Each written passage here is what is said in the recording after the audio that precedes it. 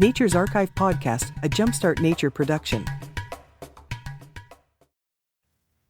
Today's episode is about one of the coolest plants I can think of, both figuratively and literally. Now stick with me for a moment. When you think of a parasite, what comes to mind? Maybe mosquitoes, ticks, tapeworms. Probably nothing you want to invite into your house or onto your property. But there are parasites that are super beneficial to ecosystems.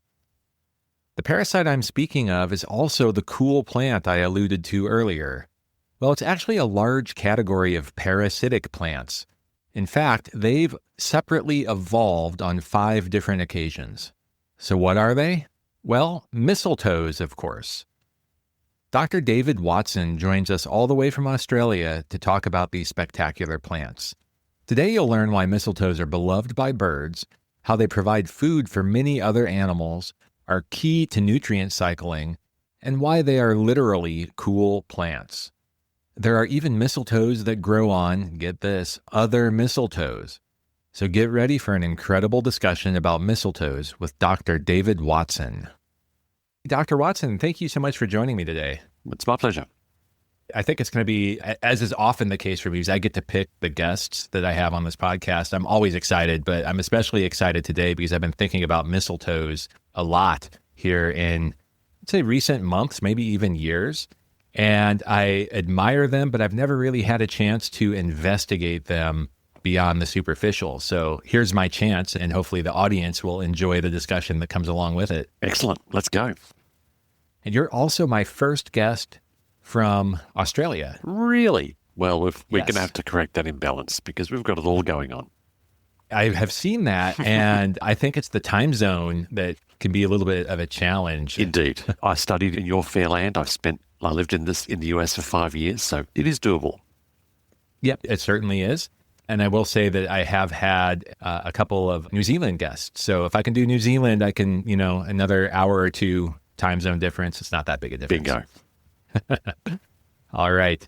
So I already gave away, we're going to be talking about mistletoes, but maybe we can step back a little bit. And how did you find yourself in this field of parasitic plants and mistletoe in particular?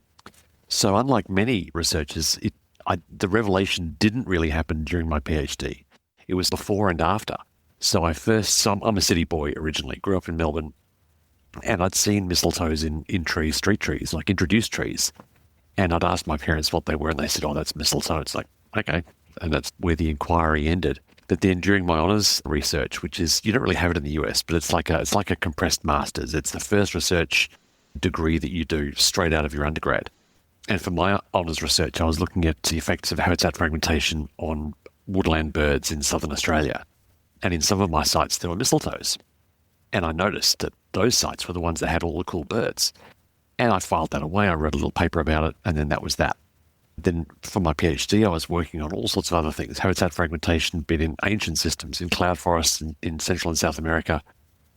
And so going to conferences, and all the people I was talking to were in this fragmentation space. And they were paranoid, they were protective, they were territorial, they were not very collaborative people. And I just assumed that's the way science is, that's the way scientists are. I can play this game. But then as my PhD was finishing, I was looking to do something with mistletoe stuff because in my work in Mexico, I found the same thing. Any mistletoe you find, there's cool stuff going on. There's hummingbirds, there's euphonias, there's tanagers. So I was going to write a big review paper about this, and I approached an editor and said, look, I'm thinking about doing this. What do you think? And they said, yeah, we think that's worthy. Go for it. And so I reached out to a few researchers and said, look, I'm doing this review. I read your paper about something such and such. And they were always responsive, always friendly. Here's 10 years of data. Go for it. I heard you're doing a review. And it's like, wow, what generous, collaborative, open-minded people. And so as a contrast to the world I was raised in terms of my core business as a PhD student, as an early career researcher, I realized that these were my kind of people. And then once you become known for something, once you start doing something enough, and I had a big review paper, then opportunities just found their way to me. And it's a fun thing because it's a parasite, but it's a parasite that has positive effects. And so that's a lot of people have a bit of a double take when they hear that. And so it's actually quite straightforward to explain something in a grant proposal or to potential funders. It's like, that's pretty freaky. You really need to work that one out. So it's partly because it's weird and a bit counterintuitive to people, but primarily it's because of the two things: the fundamental fascination I have with natural history and the fact that there's all sorts of things going on around mistletoes. And people who study mistletoes, they're foresters, they're mammalogists, they're pathologists, they're physiologists, they're climate change people. They come from every walk of life in the life sciences, and they're all connected by these freaky little plants. And so we're generous, I think, we're necessarily generous because we know that there's so much we don't know, and that by collaborating is how we can move forward. I find that kind of interesting, and I don't have the proper metaphor, I think, but what you found in this field of mistletoe research, is there a name for it? Mistletoeology or something like that? There is. It's called loranthology, but it's a very obscure word that I think only 5 people use. Okay. In any event, the people in that field are behaving exactly the opposite of a parasite. They're sharing freely with you. Indeed. You're exactly right. And that's why I wanted to have this topic, or at least investigate this topic, because I think when the average person, the person outside of the field of natural history, hears parasite, they think of things like tapeworms or maybe mosquitoes or something like that. And it's kind of like, I don't like that. That's right. A problem that needs fixing. Yes. Yes. So you started to go down this path already. Maybe you can tell me a little bit about what is a parasite and how this concept applies to plants, because that's ultimately what a mistletoe is. Sure. So it's, as with all biology, when you first start learning it, it's lots of black and white. There's plants and animals. And then the more you learn, the more you realize that it's complicated. There's lichens, and they're not really plants or animals. It's complicated. So the parasite term is a catch-all for a way of being an organism that takes from other organisms, but without necessarily killing them. So there's lots of insects, lots of wasps, all sorts of weird little wasps that lay their eggs on caterpillars, on all sorts of things. And those little developing larvae eat that animal and consume it completely and kill it. So that's not those aren't parasites. That's another term, parasitoids. But parasites, it's a generic term. There's parasitic fungi, there's parasitic algae, there's parasitic plants, there's parasitic animals, there's all sorts of crazy parasites. But so it's non-destructive consumption is the key to what makes them tick. So to clarify, because I was thinking a little bit about this, I had a guest a couple of years ago, and we talked a lot about parasitoid wasps. Nice. He was a wasp expert. And so is a parasitoid a subset of parasite, then it's just one that kills the host? Effectively, yes. And I imagine there's gray areas in between where you might have something that's normally, there always is, so that you could have parasites that maybe accidentally kill their host once in a while. And a lot of it is condition dependent. So even the parasites you opened with, those nasty worms and things, most of those, it's not in their interests to have a negative effect on their host. They just want to just creep in under the radar, do their thing, get a little goodness, and then go off and complete their life cycle. And so my wife actually worked on the effects of parasites on seabirds, and found that ticks and lice and all those things you find on young seabirds in these really high-density colonies, they only really have a negative effect on growth rate if conditions are poor, if there's not much food around and those chicks are already struggling. That's when that added cost can really start to have a detrimental effect. But otherwise, they're just along for the ride. And the losses you're talking about are trivial for a large organism. So most of what we think about, so parasites generally, quite benign, and they have a huge range of positive effects, occasionally on the individual in terms of immune system and priming and all the rest of it. But at the larger scale, at food web scales, they're the glue that holds together complicated food webs because they don't kill, and yet they can transfer energy between things quite readily.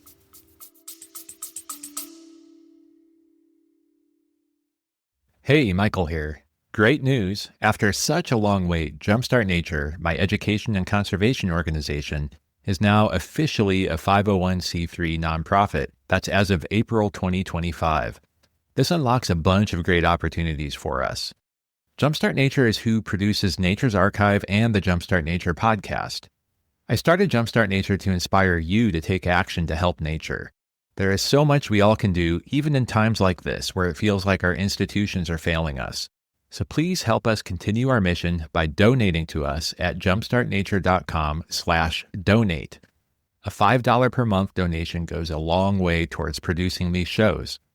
You can also support us through Patreon at jumpstartnature.com/Patreon, spelled Patreon. And by the way, for those of you using the Patreon app on an Apple device, please note that Apple adds on an additional fee.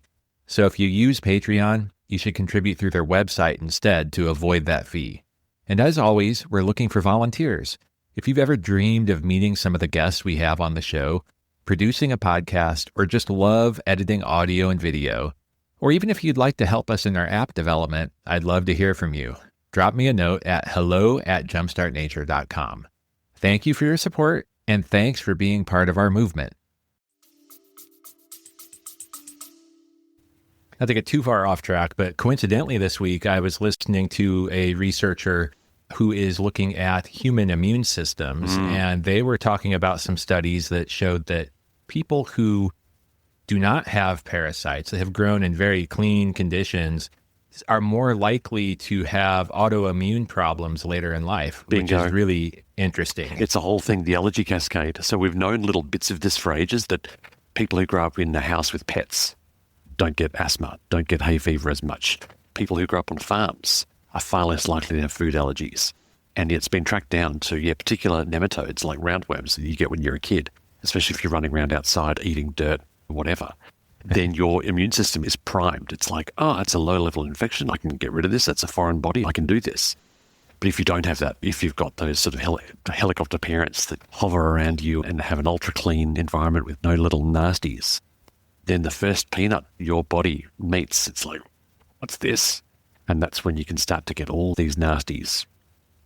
I'm probably jumping ahead a little bit now. So we're talking about people, but are there similar properties that you see then in plants? We're talking mistletoes here, and mistletoes grow on other plants. So do you see some sort of immune response that's positive?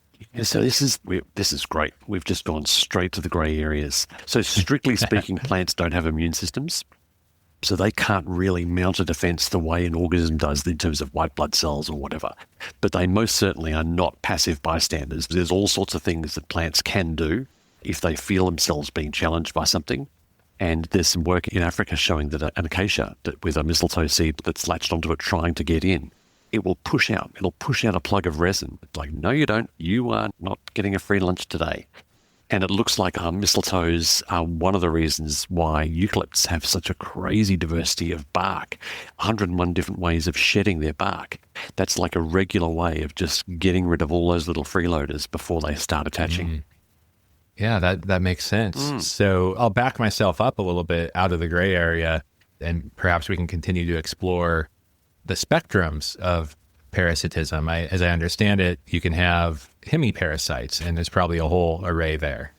That's right. So that, strictly speaking, mistletoes are hemiparasites. So the reason that it's half, that's the Greek word for half. So because they're green plants. They're green plants, they photosynthesize, they do the whole thing that regular plants do. They convert light.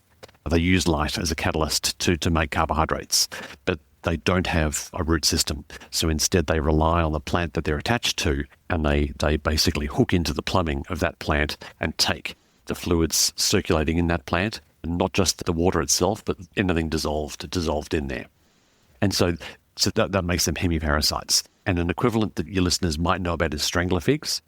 So they're a plant that grows on other plants for a while and then attaches to the ground. So they're a hemiepiphyte. They start as an epiphyte, but then they become a regular plant with their roots in the soil. So that hemi in a few terms in biology.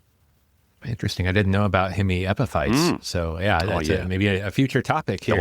Strangler figs, very cool.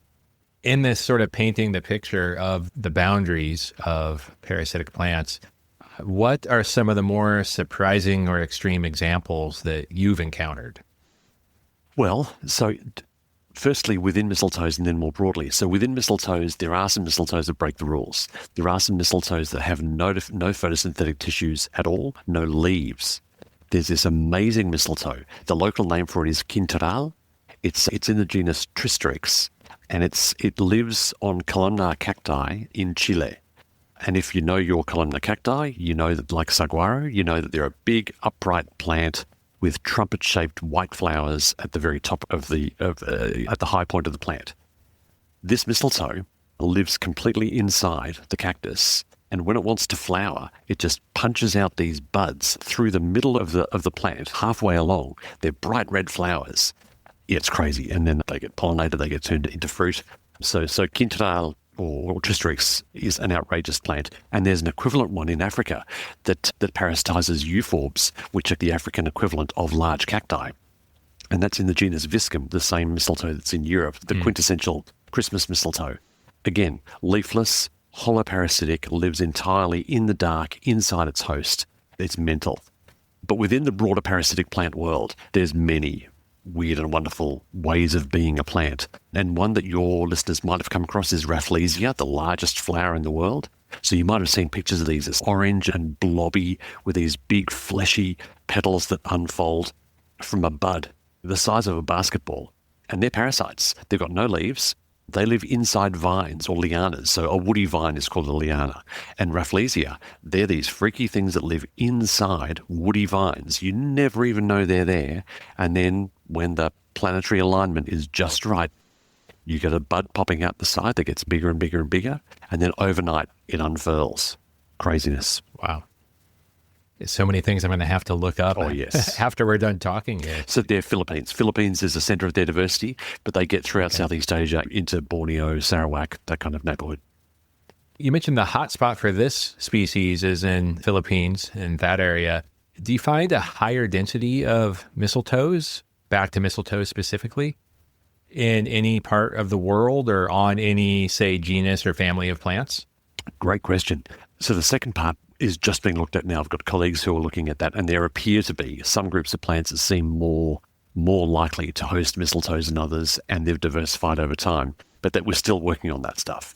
In terms of overall patterns, biogeographic patterns, it's pretty similar to other groups of organisms around the world. Tropical forests. Tropical forests are where mistletoes go bananas. We're still finding new ones. I was in Colombia a few years ago and found a mistletoe with like 17 centimeter long flowers. Thought, wow, that's distinctive. Took some photos, took some measurements. Checked up with my colleagues. They're like, yeah, that's a new one. We don't know about that. It's like, okay, cool.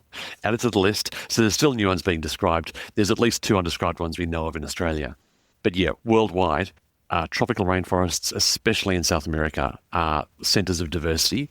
But I guess the flip side of that is that in those dark, very complicated systems where there's like 5, 6, 7 layers of leaf-bearing canopy before you get to the sky, you don't see mistletoes. You're walking along in the forest understory. The only reason mistletoes are around is because the flowers are shed on the bottom. So they're not a very prominent part of the rainforest from a human's point of view. Whereas in desert systems, diversity isn't very high. There's only 1 or 2 species in many desert areas you might visit, but they're a much more prominent, much more obvious component of those ecosystems. And that's partly to do with how we perceive the system. But just from a biomass point of view, they're much more important in arid zone systems. Oh, interesting. So it's a higher percentage of the overall biomass in those systems? Exactly.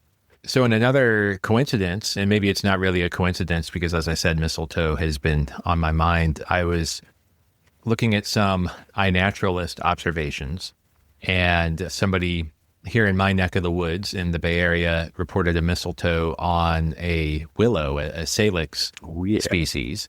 And I had a feeling for which species of mistletoe it was. Long story short, someone who really knows their stuff came along and helped identify it. And in the course of the online discussion that we had, he said that the whole history of mistletoe evolution is super complex, and it leads to a lot of difficulty in using the physical attributes, the morphology of the mistletoes to identify them.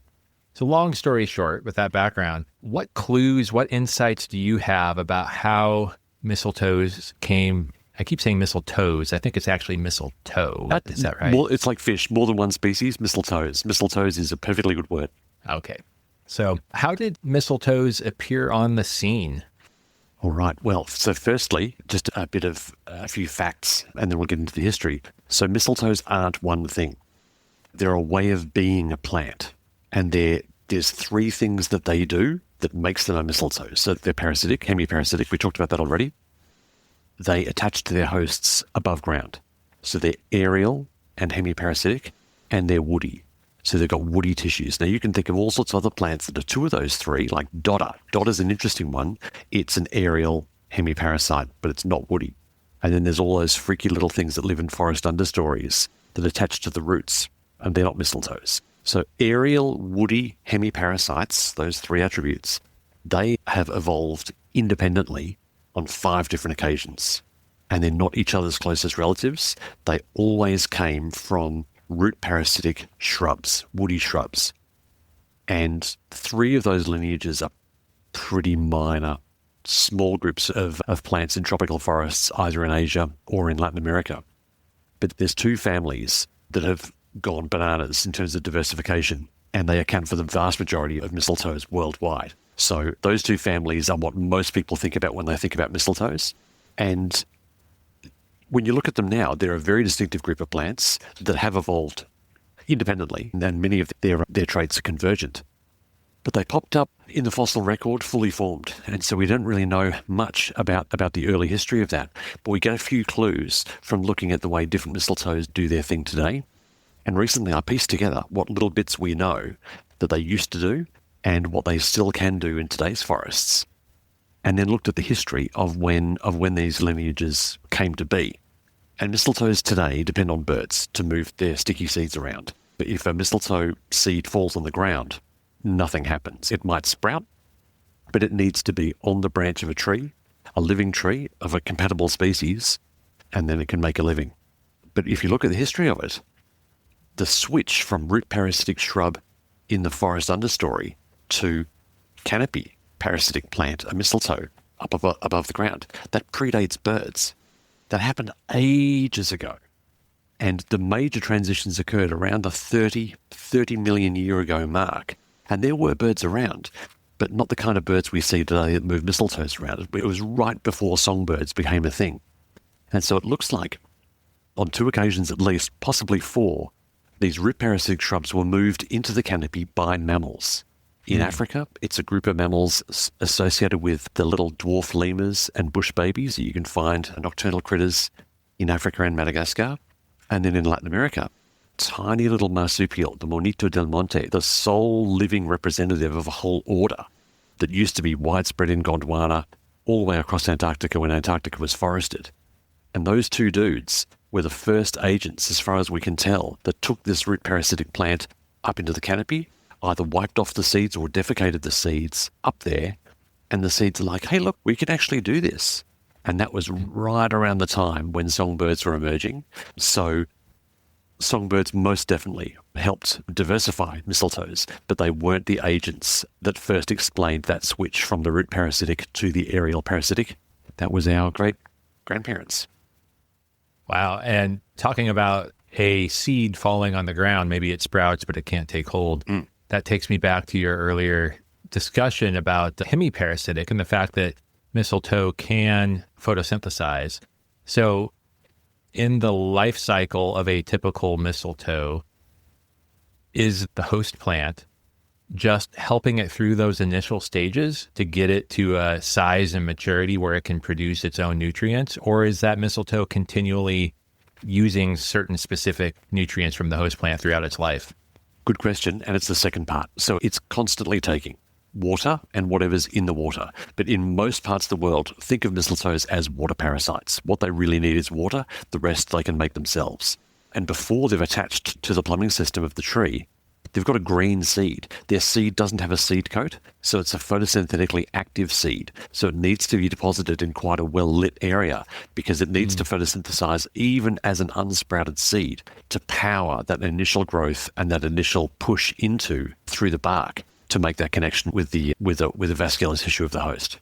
Well, I've already learned so much, including how mistletoe is a label. Is in my mind, I was thinking about trees. Like, we call things trees and we have a feel for what trees are, but they're all vastly different from each other. Exactly. So that's what we're looking at here. It is. So with all this variety, I'm assuming that mistletoes will play vastly different roles in the ecosystem as well. So can you tell me a little bit about what do they do beyond take from the host tree? Great. So they do a fair bit, and they've been studied quite well. There's a group of mistletoes that are quite diverse in North America, Mexico, sneaking up into Canada, but especially in the western US. They're called dwarf mistletoes, and they parasitize coniferous hosts, pine trees, fir trees, even some on cypress. And they're public enemy number one to commercial foresters, because they take a beautiful Christmas tree with all the straight board feet and whatever units of timber you want to use and turn it into this contorted structure that can never go through a sawmill. And so there's been tens of millions of dollars of research done on mistletoes, courtesy of the US Forest Service, to try and find a weak link, a little chink in the armour of this pernicious parasite. So the dwarf mistletoes of the US have been very well studied, and by extension, looking at their relatives in Mexico. Australian mistletoes have been quite well studied in terms of their ecosystem impacts. And just now we're starting to see some really good work being done in many parts of Africa and many parts of Latin America, quite often by homegrown researchers in those regions, either studying them as entities in their own right and learning out new stories. Like the first bat-pollinated mistletoe was just described in Brazil a few years ago, but also seeking to test these ideas that have come from other systems and see if it applies in a novel ecosystem. But surprisingly, and not just among mistletoes, but in parasitic plants more broadly, the few really detailed ecological studies that have looked at these plants and how they fit into their world, remarkably congruent in their findings. And it's the exact opposite of the effect that it has on the host. So we spoke at the start about how parasites make a living by taking from others. That's what makes a mistletoe. And so obviously there's been some studies showing that trees of mistletoes have slower growth rates. They may be more susceptible to drought. They may be more susceptible to dropping branches prematurely. Surprisingly, very little evidence, direct evidence for mistletoes affecting mortality. And every study that's looked at that has found it's often indirect, like a tree with mistletoe might get more beetle damage, and that pushes it over the edge. Or a tree with mistletoe might get more fungi coming in through those connections, and that then leads to disease. But in terms of the ecology of not just the tree and the things on the tree, but the neighbourhood around that tree, the stand, the woodland, the forest.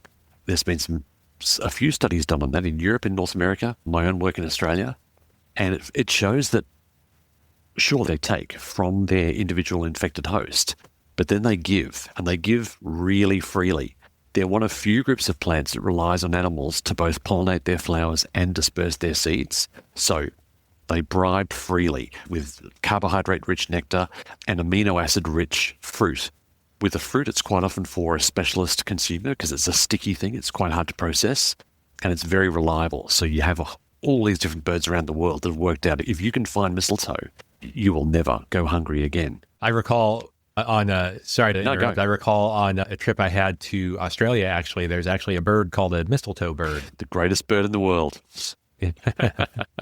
So there's those partnerships with pollinators and with seed dispersers, but also we see the way that the parasitic plants draw water from their host, which is really important. If they can't do that, then they die within minutes. They don't do it actively. They do it passively by retaining very high concentrations of nutrients in their stems and leaves. So they're full of salts, of goodies. And they use that concentration to passively pull water from the host as the water tries to equilibrate across that gradient between the two plants. It's effectively like osmosis. And then when the plant is done with its leaves, they churn through their leaves quite quickly. They drop their leaves with all of those nutrients still in them. So parasitic plant litter, leaf litter, and mistletoe leaf litter in particular can have 17, 20 times the concentration of potassium as the host. Many metals that are quite rare in soils and herbivores have to work really hard to find to get a complete diet. It's just loaded in mistletoes. And so that's one of the reasons it's such popular food. So many browsing herbivores will go out of their way to eat mistletoe, not really as a main meal, but just as almost like a vitamin, just to get all the bits and pieces they're missing. All the great apes go out of their way to eat mistletoe. It's one of those things. But then they drop it as a steady stream of enriched litter. And that's like crack for a forest. It just goes bananas. All the microbes and the fungi in the soil that are limited by particular nutrients suddenly have unlimited nutrients. So decomposition rates go sky high, carbon assimilation rates increase, the porosity of the soil increases, invertebrates move in, mopping up all these tasty fungi, and then insectivores follow in hot pursuit of the insects. So worldwide, we see in areas with more mistletoes, like two comparable forests, one's got a few mistletoes, the other one doesn't, there'll be more species of animal in that forest. Some of it is with the mistletoes. Some of it will be because of those connections, because they eat mistletoe fruit or because they need mistletoe nectar. But most of it, it's through that brown food web from the litter to the insects to the insectivores. And insectivores are one of the most dominant groups in most forest communities. So yeah, they might take from an individual host, but they give back to the entire ecosystem. And if you look at where those nutrient inputs occur, it's within the feeding zone of their host. So the host gets those nutrients back. It just rents them out to the rest of the ecosystem for a little while. Yeah, that's really interesting to think about, because I'm thinking about adaptations of, say, desert plants where nutrients and water and soils tend to be very porous and low nutrient. And so a lot of times they have adaptations that allow them to retain their leaf drop and cycle that back into the soil. Exactly. So, my mind is going wild with all the different hypotheses that that one could come up with. Yeah, and all of it comes down to the fact that they're parasites. So different rules apply. They didn't work hard to get all those good things, and so they're just going to drop them because they know there's more coming down the pipe. That process apparently, as you said, doesn't hurt the tree enough to kill it. So that recycling is perhaps part of that process that keeps the tree going with better soils or more spongy soils that can hold water. Exactly. And some Spanish colleagues found that not just that, but the birds that eat mistletoe fruit eat other fruit, and they bring in those seeds as well. So if there's a tree with a few mistletoes in it, you're going to get more fruit-bearing shrubs in the understory in a few years. Yeah, so I mentioned the mistletoe bird, and you were talking about seeing a lot of bird diversity near mistletoes. Beyond eating the fruit and then dispersing the seeds, are those birds eating the leaves in situ, or are there other things going on too? Sure. So leaf eating is quite rare in birds. There's only a handful of birds that do it. There are a few birds that eat mistletoe leaves, but none in a really... So there's turacos in equatorial Africa. There's the plant cutters in Patagonia. There's a few weirdos that do it.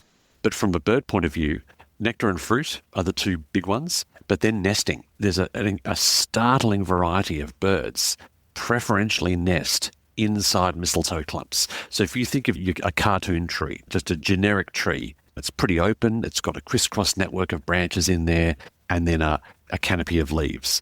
And different birds have worked out ways of affixing a nest to that. They might hang it from a branch, they might put it inside a fork, they might stitch some leaves together. But mistletoes are like a compressed tree. They're more branched, and the leaves are semi-succulent. They've got a very high amount of water in them. So in a dry area, or in a windy area, in a very hot area, it's measurably cooler inside a mistletoe clump than inside the rest of the tree. And many birds in all parts of the world will seek out mistletoes as a structure within which to place their nest and a microclimate within which to raise a family. So, and you see that worldwide, like Cooper's hawks, a bird that'll be in your backyard. Almost every Cooper's hawk nest described is in a mistletoe. I did not know that, and I do see them a lot. So. Excellent. Well, now you know where they've come from. It's a good indicator, yes. The thing that has always been interesting to me about birds that nest in mistletoe is that it is a hot spot for a lot of activity, a lot of other birds. So I'm wondering, how do you reconcile a bird choosing to nest somewhere where there's like all this extra attention from other bird species coming in and maybe other mammal species as well coming in? Yeah, so that we tried to capture that. We've looked at that specifically in a few cases. And I think the title of one of our papers were "Cafeterias Are a Lousy Place to Raise a Family," because of just what you're pointing out. Typically, it's seasonality is your friend. So that when there's peak fruiting or peak flower availability, that's not during the breeding season of these birds. So it's not as if they're having to bother. But a lot of the mistletoes we're talking about are quite large, and the fruit and the flowers are borne on the ends of the stems, whereas the nests are quite often on the connection, on the house story between the mistletoe and the host, or right within that network. And that might be a meter away from where things are coming and going. So I think you can have both without too much troubles. But certainly some predators will key in on that. And so there's accounts of African lizards, of various birds of prey, hiding in and around mistletoe clumps, waiting for birds to arrive because they know it's a center of activity. So interesting. And the phenology aspect of it, I know you were telling me a little bit before we started recording that there's some very surprising, maybe not surprising, but interesting side effects of the phenology of these plants as well. So maybe you can tell me a little bit about that. So phenology is like the timing of things in nature. So the seasonality of organisms, of plants and animals. And most areas in the world will have their sort of flowering season. So you go to a particular area, it'll all be a bit drab, and then all the flowers will appear. And that's universally to do with availability of water. From a plant's point of view, flowering is a costly exercise. It needs extra soil moisture. It needs extra nutrients, not just to make the flower, but to put in nectar, to put in whatever attractants it's using to bring pollinators to pollinate the flower.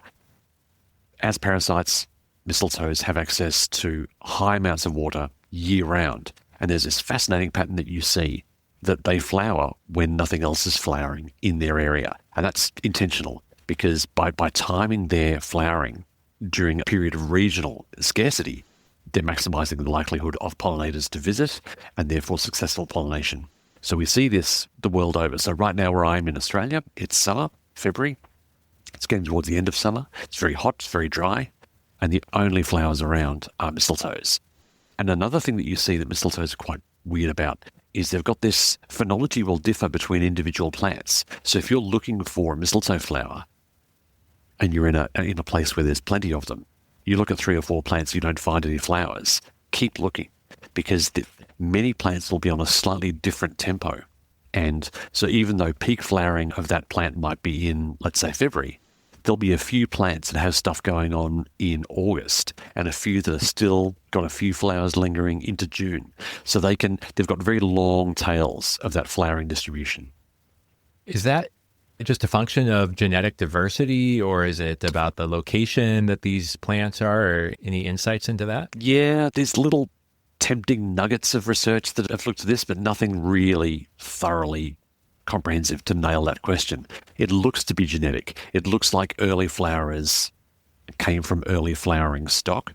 There might be a component of host identity in there as well, that if there's hosts that have quite a high seasonality, like deciduous hosts certainly, where they're not doing much for a while and then suddenly they're doing a whole lot, mistletoes may be piggybacking on that dynamic.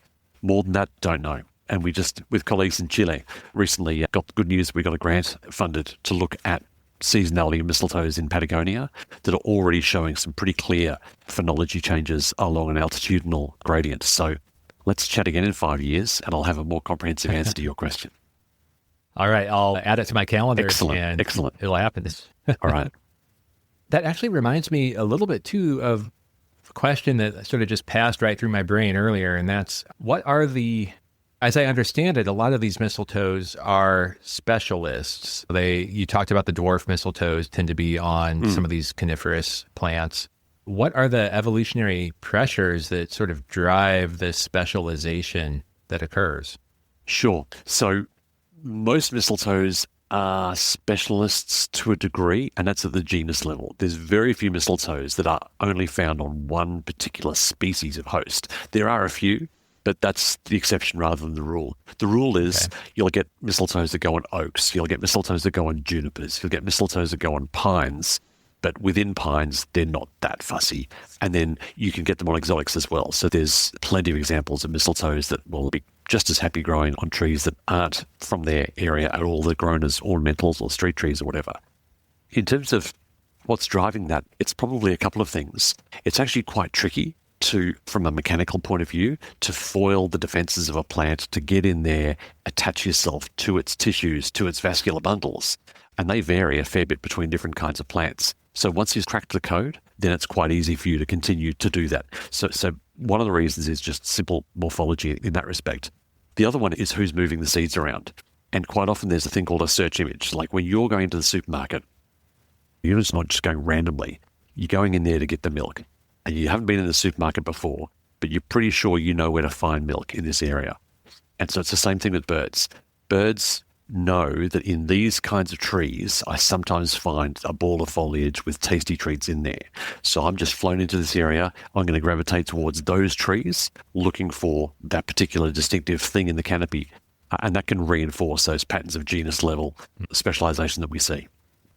I like the grocery store analogy for a search image. I'm going to use that because I talk about search image a lot when I lead hikes and do things like that. I am definitely very search image driven to the extent that I can go to the grocery store, look for a product, and if they changed their packaging, Disappeared. I could be I could be looking right at it and I don't see it. That's like a librarian's nightmare. It's like, that's why you never misfile a book, because it's effectively lost. It has to be there. Right. So are there, getting a little like recursive or inception oriented here, are there parasites of parasites? Like, are there parasites of mistletoe in particular? There are indeed. There are epiparasites that parasitize other mistletoes. So yes, there's a few mistletoes that do this. Some, that's all they do, and they're only mistletoes. There's a few in Australia that are either on mistletoes or on root parasitic shrubs like sandalwoods. So yes, it's a thing. It's most definitely a thing. Written several papers about this stuff. It's probably underreported, but the coolest thing is that it's probably far more common than we realize, because it happens within species. So if you're looking at a big ball of mistletoe, chances are that's more than one genetic individual of plant. Chances are it was an existing mistletoe of name your species, and a bird came to visit it when it had ripe fruit. And when it has ripe fruit, other plants in the district probably have ripe fruit too.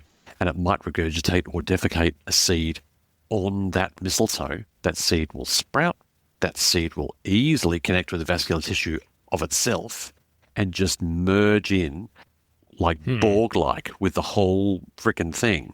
And the only way you can tell is during flowering season. One branch will not be flowering, or one branch will be flowering at a slightly different phenology. So yeah, it can call into question what an individual is.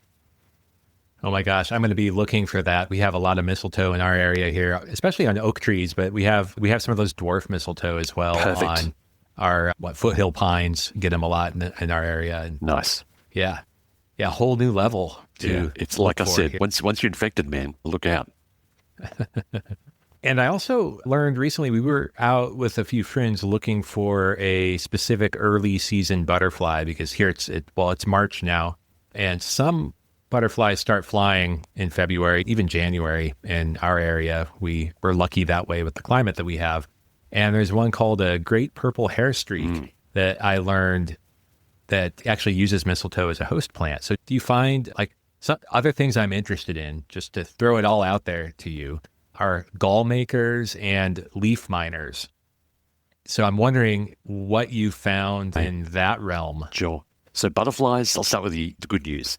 Yes, butterflies, especially lycaenids and pierrids, so two of the big families, there's mistletoe specialists the world over. And again, it's because it's a very predictable, once you've worked it out and you've found out how to find it, it's a very predictable source of high quality leaves with a high moisture content. And they're not chemically defended. Again, because mistletoes are parasites, there's no mistletoes have spikes or thorns or nasty chemicals. They're just there. They're just ripe for the plucking. So you see many groups of insects, thrips, psyllids, even spiders. There's a whole lot of mistletoe specialist fauna that we're talking about. And often they're not a subset of the tree fauna. They're completely unrelated, and they've got links with things in the understory. So they're just a different component of the canopy associated with that little ball of foliage. So yeah, worldwide you will see all sorts of groovy butterflies that are either associated with mistletoe as a food plant or have an association with an ant that uses the mistletoe as a food plant, and often they'll be in the nest with them and have freaky little ant-proof pads on their otherwise squishy bodies. Leaf miners and galls, not so much. You do see some leaf miners in there. I don't know anything about them. I don't think anybody studied them. We had a little look at psyllids, these little sap-eating insects that are like a miniature cicada that make a little shell out of extra carbohydrate or wax over their heads, and described a bunch of new species. It's like, okay, someone else needs to do their work before we can do our ecological work. And galls, no, you don't really see galls too often. That's one of those funny things, because you might think of mistletoe itself as almost a gall-forming organism. It forms this sort of excrescence on a tree. But you don't tend to see fasciation or galls or weirdness on mistletoes. They seem to be, I don't know, they're too cluey for that. Yeah, one thing that I've been asked before, and I didn't really have a great answer to, is there's a type of fungus that can create these sort of gall-like witch's brooms, like just these scraggly different growths on the tree, and they look a little bit like tiny mistletoe in a way. but totally unrelated. That's right. Yeah. So that process of sort of random growth is called fasciation. And it's like a gall, but when a gall is in leafy tissue as opposed to woody tissue. And you can see it in dandelions. You'll occasionally see a dandelion just growing out of the ground instead of one long stem with a little yellow flower at the end. It'll be a long stem that turns club-like with a whole row of flowers on it. And various mutagens can cause fasciation. It can be mites, it can be a virus, it can be fungal pathogens, something mucking with the meristem, something mucking with the point at which things divide. And you can see that. And that's, no mistletoe is related. It's all that same plant, just that's forgotten how to grow properly. So with that sort of distraction into the world of my special interests of galls and leaf miners, what else comes to your mind when we think about the ecosystem impacts of mistletoes? Yes, there's two things that are tickling my fancy at the moment. One is climate change stuff, and the other is history. And we've spoken a little bit about both. So I mentioned that lots of things nest in mistletoes because they're a dense structure and they've got that high moisture content of their leaves. There's a bit more to it than that. And so we've done some work now showing that at the whole of tree scale, a tree with mistletoe in it is measurably cooler than an otherwise similar tree.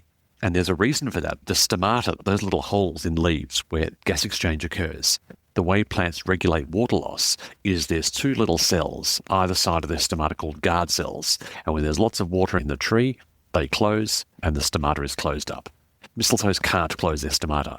Their leaves are always open. They are always bleeding moisture into the world.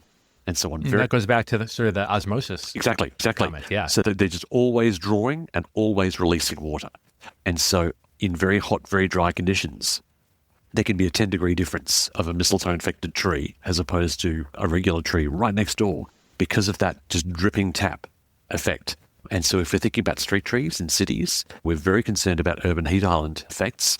Cities have lots of hard surfaces that store heat, and anything we can do to add green space to our cities we know helps.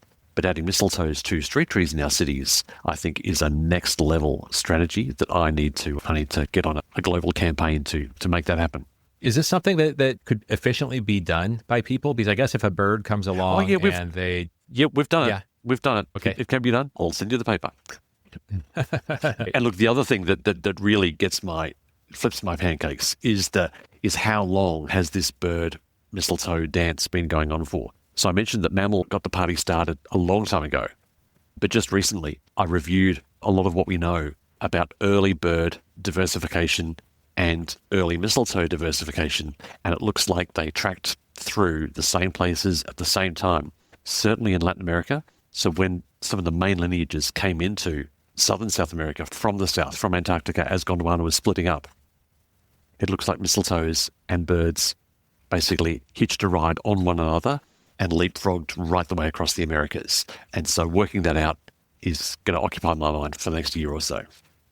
The other maybe crazy, ill-informed thought that came to my mind is here in California, we have the coast redwood trees, which are just these immense trees, and they can have ecosystems in the canopy where different plant matter accumulates, a bird comes along, it drops a seed, and you can have shrubs, not parasitic shrubs, regular shrubs just growing up in the canopy.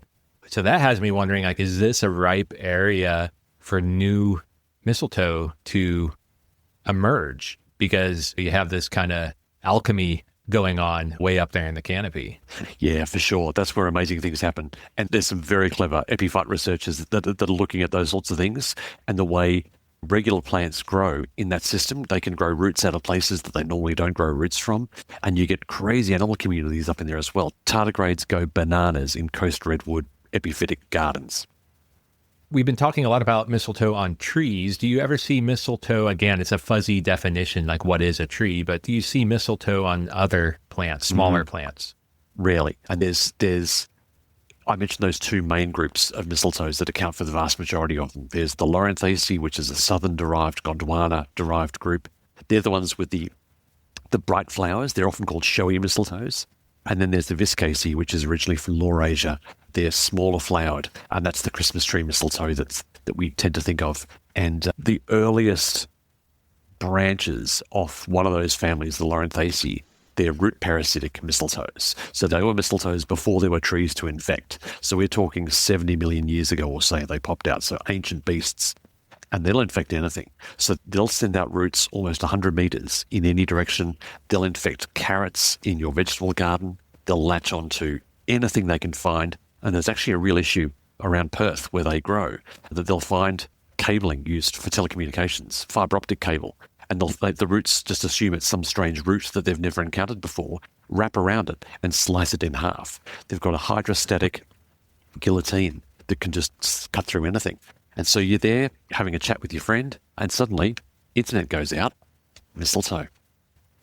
That one really hits close to home because I spent many years working in the telecommunications industry, and fiber cuts were a big deal and very often hard to locate. But I don't ever remember having to locate a mistletoe-induced fiber cut. Usually it was an animal or a root of a tree, or more likely an accident, train derailment or something like that, right, dug into the earth. So, wow. So you've peppered this conversation with a number of tidbits about the research and the papers that you've written.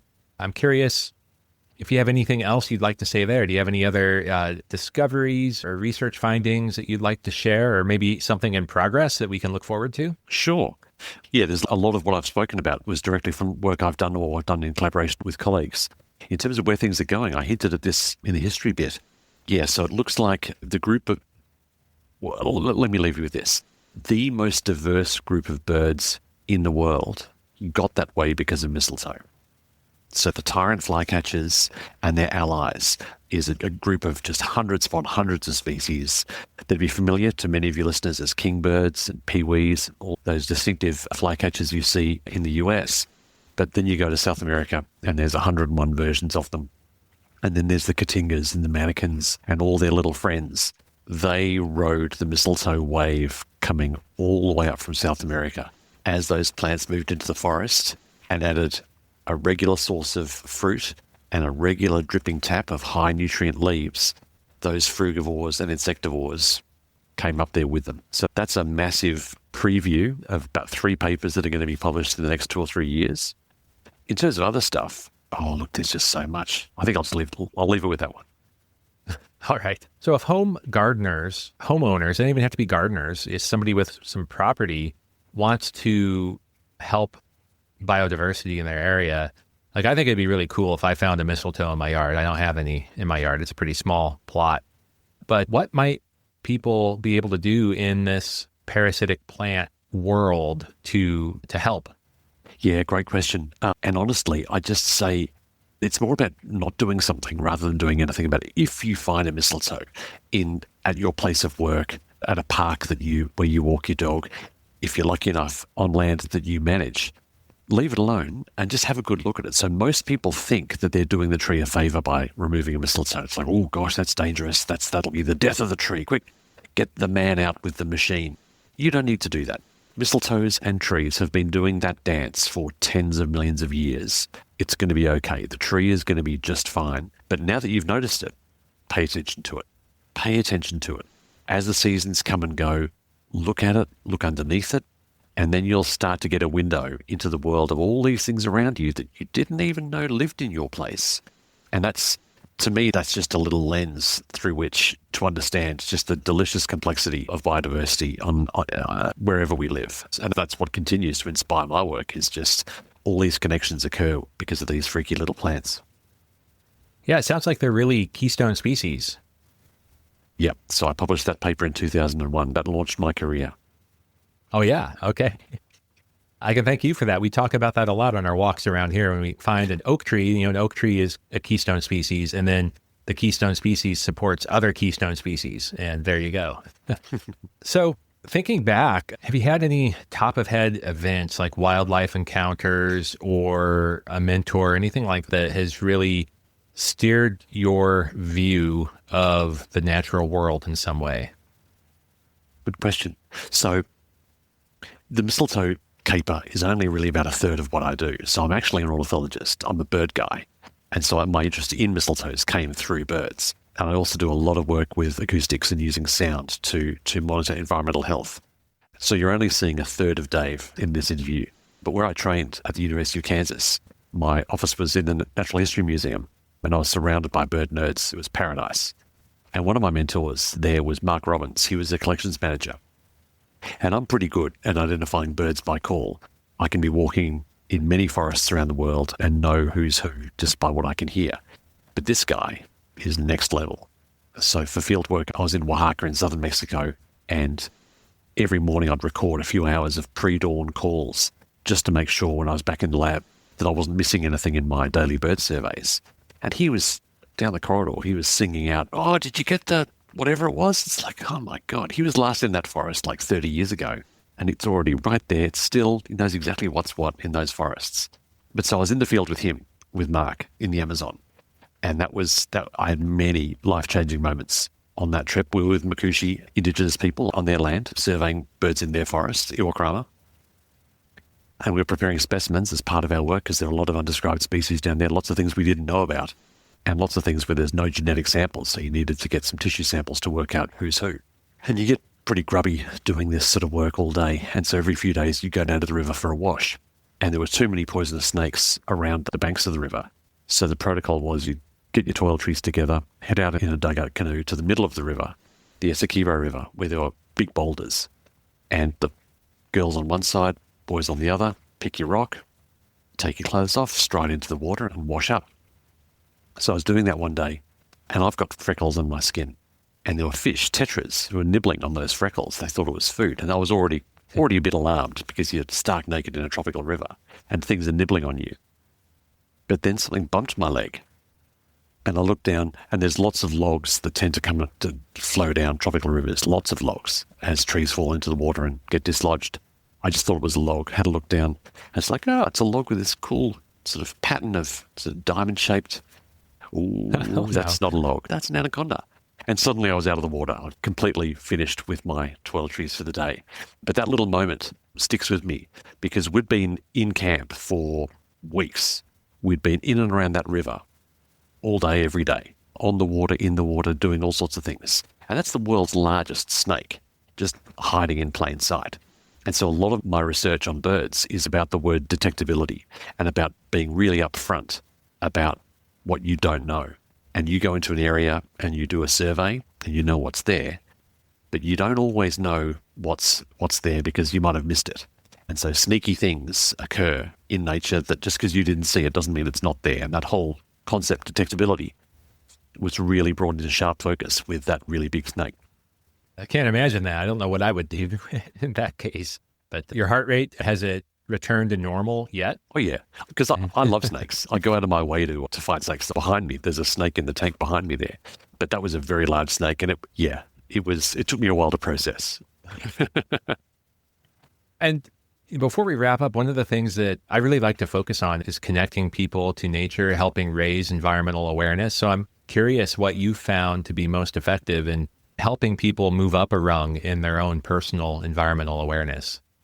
Great question. I often start with just familiar things around the people that I'm talking to right now, because I think a lot of people will dismiss, I'm not a scientist, I'm just a farmer. I'm not a scientist, I just work in a school. But then put all that to one side and start talking about what you see around you. And they know who's who. They know the name of that tree. They know the name of that bird. They know that one lives here year round and that other one flies great distances. And just anchoring what you're talking to people about based on what they know and the truths that they've experienced themselves can be a really powerful way to find that common ground rather than just bombard them with, no, you're wrong, I'm the clever person. Put that completely to one side and just really inhabit that shared space. Absolutely. And engage and be open-minded, I suppose, goes right along with what you said. Exactly. So if people want to follow your work and see more of what you've already done, not just what's coming up in the future, where can they go? Well, if you Google Watson and mistletoe, you'll be overwhelmed. If you're having trouble sleeping, there's all my papers. Just read through them and you'll be out like a light. I'm pretty active on Blue Sky. I used to be on Twitter before it became non-functional. And so look up my socials and all my papers are on my website, easy to find. So just Google. All right, I'll make sure to include links to those and other tidbits that we talked about today in the show notes. So before we wrap up for today, is there anything else that's been eating away at you that you really wanted to talk about? We have covered a lot of ground. I'm happy. I'm fulfilled. I think all the main points are just out there. I really appreciate it. You made it easy for me today in navigating through this broad topic. So thank you so much. I appreciate you and all the time you've taken and your whole career of work that you've been able to share with the world. Thank you. My pleasure.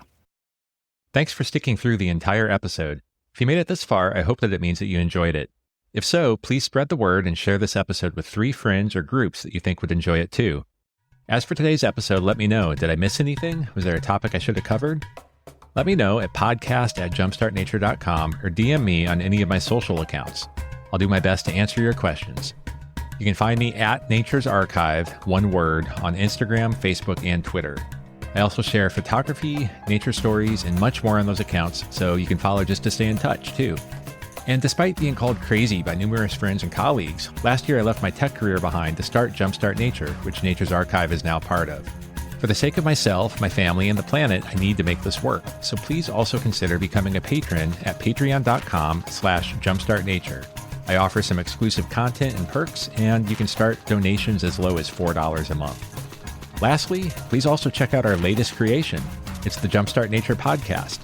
Each episode reveals an unseen, surprising, or misunderstood nature topic with the help of experts and our host, Griff Griffith. It's entertaining and inspiring, and even reached number 3 on the Apple Nature podcast charts. There's much more on our roadmap, but we need your support, so check out jumpstartnature.com for more details. Thank you.